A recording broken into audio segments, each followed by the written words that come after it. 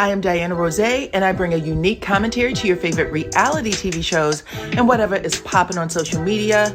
If you are not a subscriber, please become one. Hit that notification bell too, that way you don't miss any of my videos. I go by DYANAROZAY on all platforms, and I appreciate every single one of y'all for rocking with me.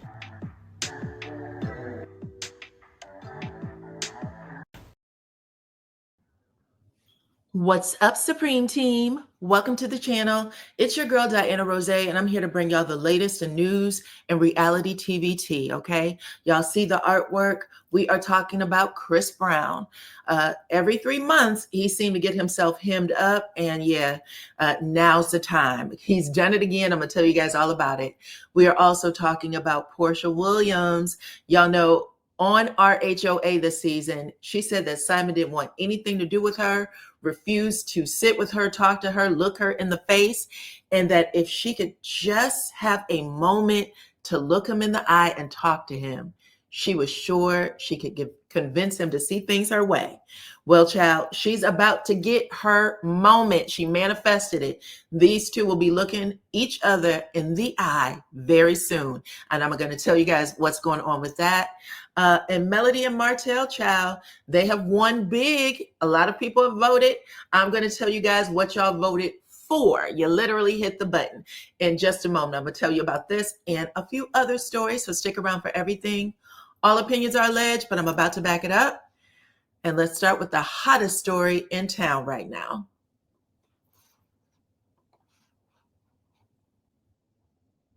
And that goes to P. Diddy and Cassie. This is day 4 of the P. Diddy trial, child.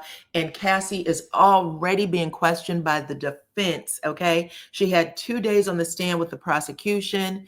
And they're trying to move her along as quickly as possible because she is 8.5 months pregnant and due to give birth anytime, child. She could have that baby tonight.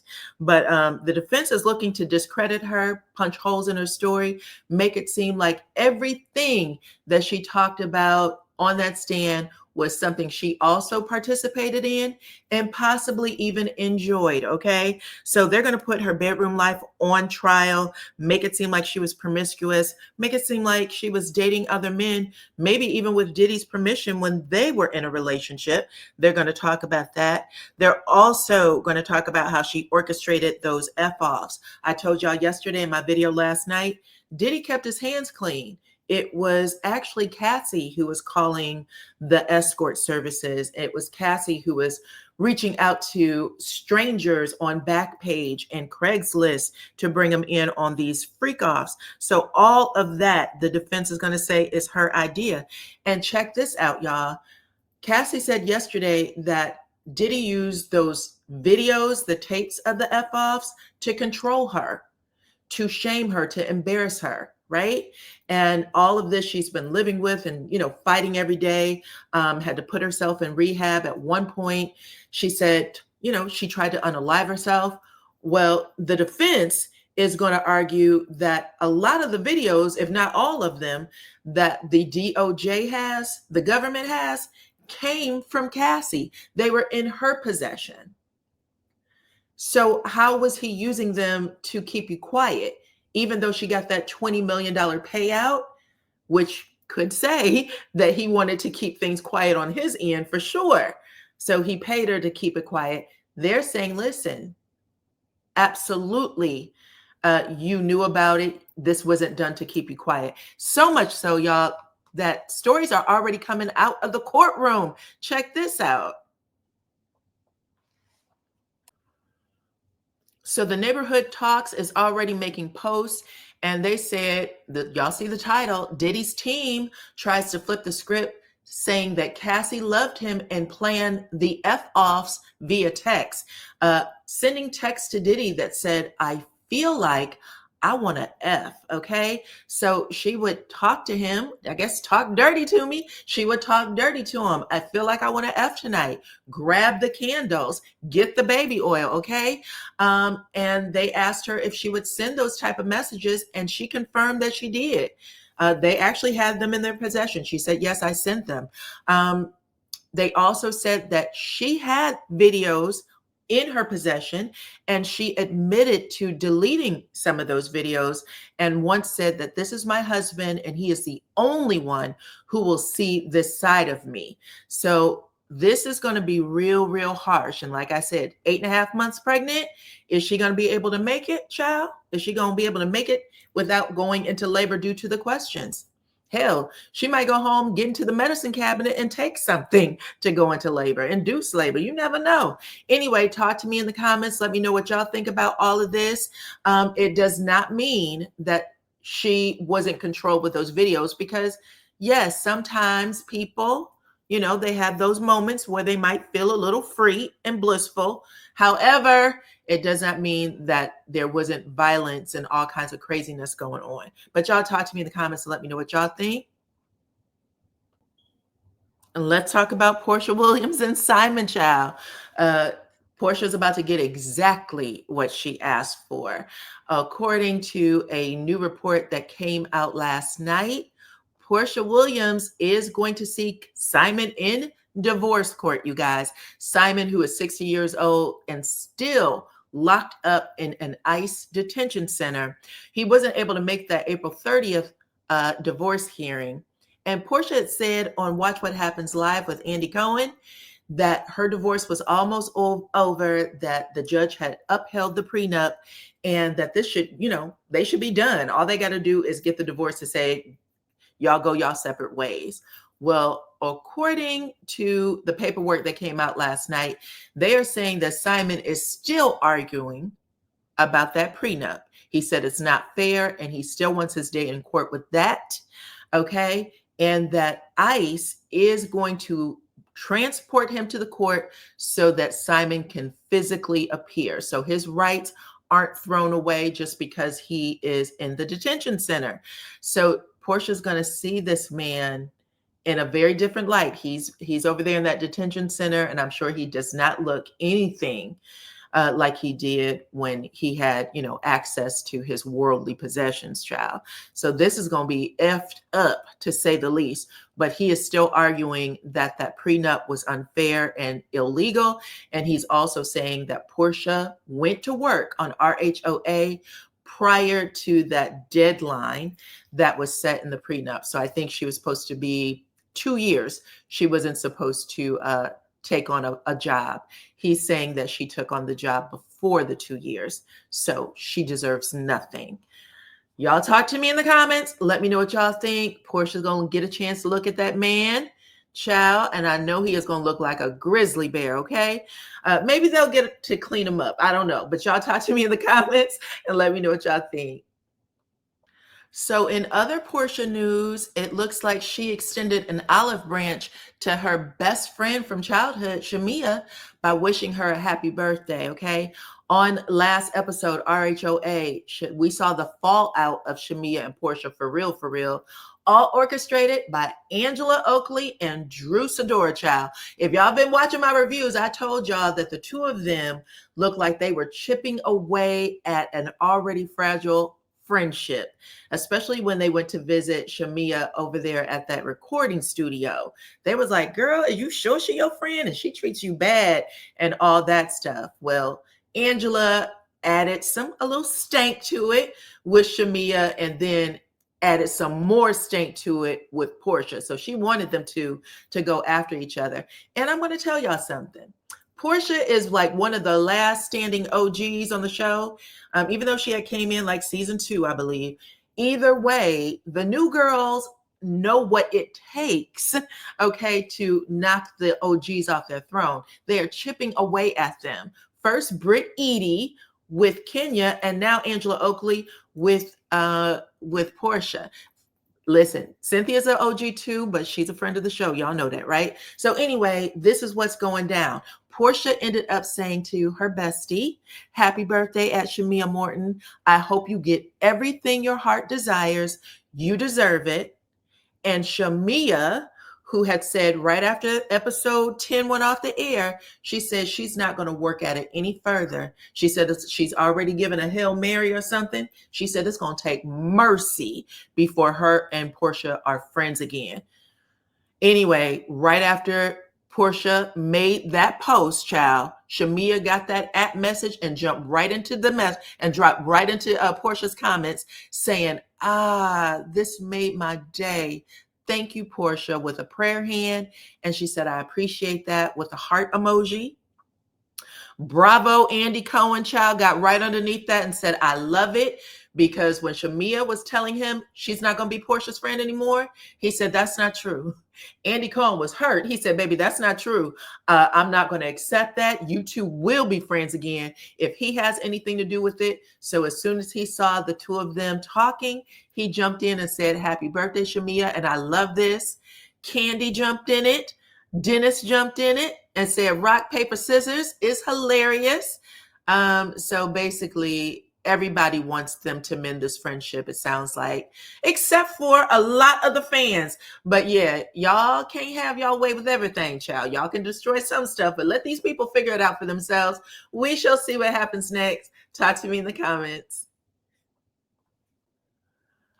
Let's talk Christopher Maurice Brown, child, who is in London right now, Manchester. Anyway, Manchester police was waiting on Christopher Brown at the door. They picked his ass smooth on up.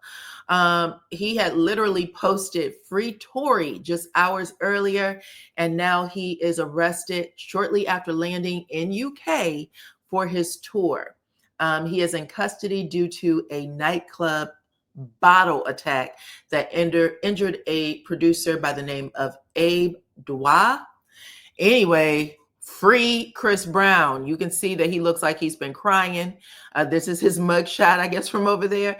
He looks hurt, baby. Okay, y'all want to make sure that y'all don't have any warrants or anything going out the country. Y'all know how hostile places are toward the United States right now because of what's going on with the government.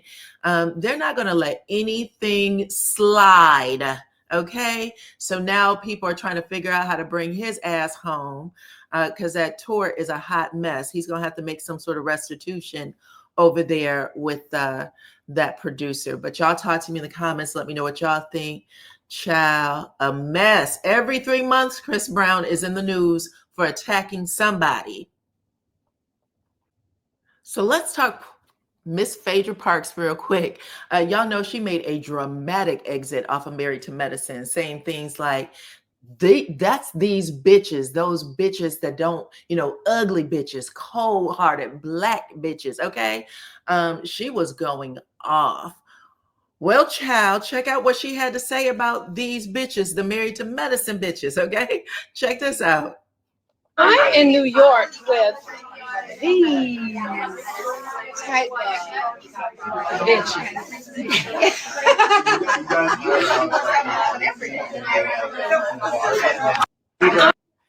So she made a joke out of it, but Jackie and Simone were in New York. We're in New York and they played along, child. She said, I'm in New York with these bitches. And it just goes to show you, sometimes people be having them moments on TV where you think they ain't never gonna talk again, but child, they squash the beef.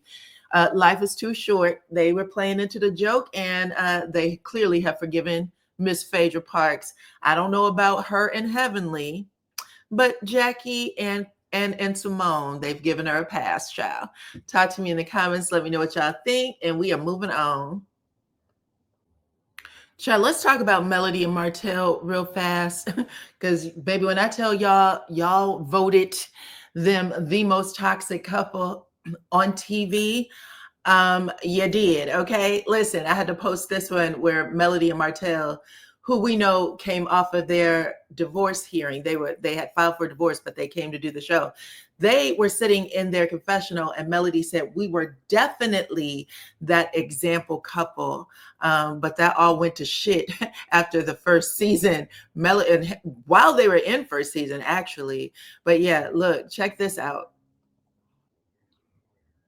On my community wall, I had put up 4 couples. That's all they will allow is 4 couples or 4 spaces. And I said, who had the most toxic marriage or relationship on television? Starting with Ashley and Michael Darby, who we all know Michael Darby has some P. Diddy tendencies.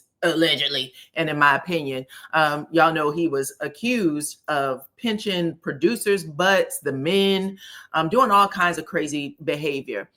Inviting Ashley into it. Ashley said something like she was the one who would orchestrate them, similar to Cassie. I used to be the one who wanted those things, so I would bring other guys into our bedroom. That is a mess. But anyway, only 10% of y'all thought that that was toxic. Okay. Then we have Brittany and Jax from Vanderpump Rules. Jax, an admitted snowhead, enjoys snorting and snuffing. Also gave up custody of his son because he just didn't want it. Okay. He just didn't want to be a father. Just a horrible person, psychological abuse, all kinds of abuses that the audience saw, and some even said physical, because ex-girlfriend said, listen, the man's is handsy as hell. Only 6% of y'all saw Jackson Brittany as toxic. Teresa is it Juduce? I don't know if I'm pronouncing that right. Teresa and Joe. Anyway, Real Housewives of New Jersey. Joe had his wife go to prison for him. Okay. He went to prison too, but Teresa went to prison because Joe didn't take that bed by himself, saying that she signed documents and was fully aware of the financial frauds he was committing. And then after he gets out of jail, he was deported to Italy because you can't be an immigrant and commit a crime. Okay. Hint, hint, Porsha and Simon. But yeah, went to jail for a little while, had herself a little prison bitch, came out, got remarried. Y'all said that only 6% of y'all thought they were toxic. 78% of y'all give it to Melody and Martell. Child. Now listen, I'm not going to say they weren't toxic because they were. I actually had to start thinking about this because I was like, a lot of the shit that played out with Melody and Martell didn't even happen on the show. It was all social media. But their relationship did permeate pretty much every aspect of everybody else's life who knew them, right? So everybody who was connected to them got slammed. Okay, mamas, daddies, child brothers, sisters, friends, non-friends, hell, social media also. So much of their relationship permeated through everything. It evaded everything. So I think y'all are right. I'm going to give it to you. Melody and Martell, based on the aftermath of things, their marriage was the most toxic. I agree. Okay. But y'all talk to me in the comments and let me know what y'all think about all the stories. Please and thank you. Okay. Don't forget to hit the like button, share the video, become a subscriber if you are not already. Follow me on all my platforms at DYANAROZAY. I appreciate every single one of y'all for rocking with me, and I'll check you on the next one.